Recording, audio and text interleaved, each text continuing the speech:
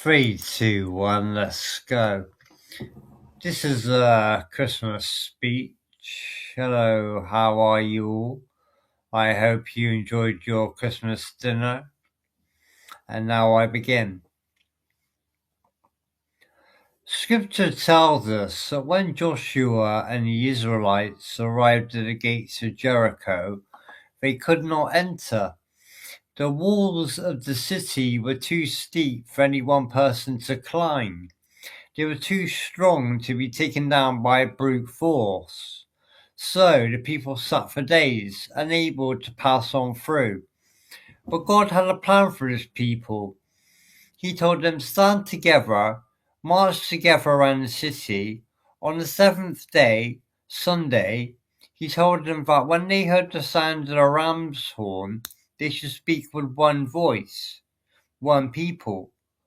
At the chosen hour, when the horn sounded, a chorus of voices cried out together, the people as one.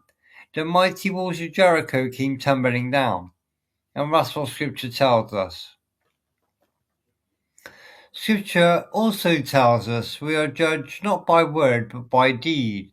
And if we are truly to bring about the unity that is needed at this time, and so crucial in this time, we have to find it within ourselves to act on what we know, to understand that living up to this country's ideals and its possibilities has required great effort, great resources, sacrifice, and stamina.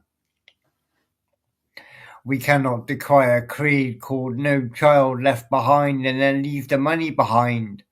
That is not serious effort in bringing about unity that is needed.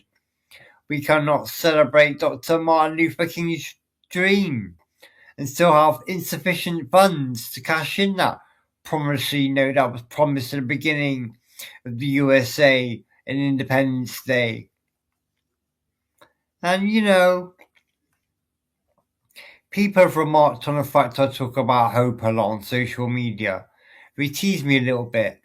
Some would get quite angry and quite scornful. They say, you're talking about hope again. You're so idealistic, you're so naive, you're a hope monger. It's okay, sure, I talk about hope. I talk about it a lot because the odds of me being here today is so small, so remote. I could not have gotten here without a little hope. I needed some hope to get here. I was raised by a single mother. I needed some hope to get here. I got in trouble when I was a teenager. There's some things people like to talk about nowadays. I also faced drug addiction and got through that. Suicidal attempts. But the love of Jesus Christ seen me through.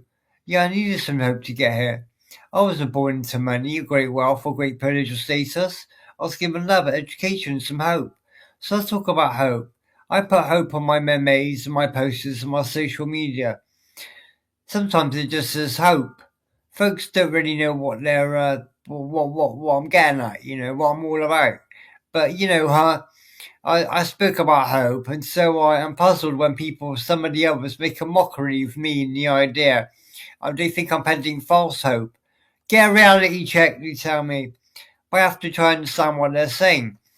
The implication is, if you're hopeful, you must somehow be engaged in wishful thinking. Your head must be in the clouds.